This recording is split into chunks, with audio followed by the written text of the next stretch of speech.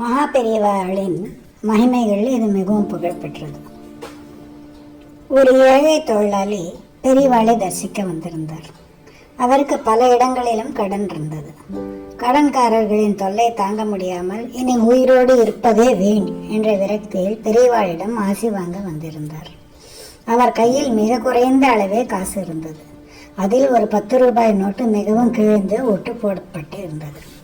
அவர் அந்த 10 ரூபாயை பெரியவா முன் வைத்து தன் கஷ்டங்களை சொல்லி அழுது புலம்பினார். பெரியவா அந்த பக்தரை பார்த்து சிரித்து கொண்டே அந்த 10 ரூபாய் நோட்டை தன் கையில் எடுத்தார். அங்கிருந்தவர்கள், பெரியவா, இது செல்லாத நோட்டு, கிழிந்து இருக்கிறது என்று சொன்னார்கள். ஆனால் பெரியவா அதை மறுத்துவிட்டு ஒரு சீடரை அழைத்து, மடத்து வாசலில் ஒரு காய்கறி விற்பவர் இருப்பார், அவரிடம் போய் இந்த கிழிந்த நோட்டை மாற்ற முடியுமா என்று கேள் என்றார். சீடர் திரும்பி வந்து, பெரியவா, அவர் இதை வாங்க மாட்டேன் என்கிறார் என்றார். பெரியவா விடவில்லை. சரி, அந்த கடைத்தெருவிலே இருக்கும் அந்த குறிப்பிட்ட மளிகை கடைக்கு சென்று கேள் என்றார். சீடர் அந்த மளிகை கடைக்கு சென்றார். அங்கிருந்த முதலாளி அந்த கிழிந்த நோட்டை பார்த்த உடனேயே அடையாளம் கண்டு கொண்டார். பல வருடங்களுக்கு முன்பு அவர் மிகவும் கஷ்டப்பட்ட போது இதே போன்ற ஒரு ஒட்டு போட்ட நோட்டை ஒரு புண்ணியவான் அவருக்கு தர்மமாக கொடுத்திருந்தார்.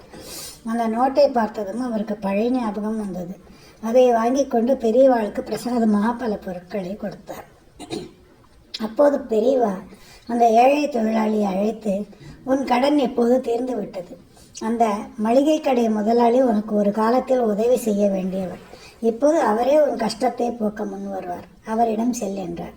பெரியவா சொன்னபடியே அந்த மளிகை கடைக்காரர் அந்த தொழிலாளியின் கடன்களை அடைக்க உதவி செய்தார். ஒரு செல்லாத நோட்டை வைத்து ஒரு செல்லாத வாழ்க்கையை பெரியவா செல்லும்படி செய்தார். ஹரஹர சங்கர, ஜெய ஜெய சங்கர.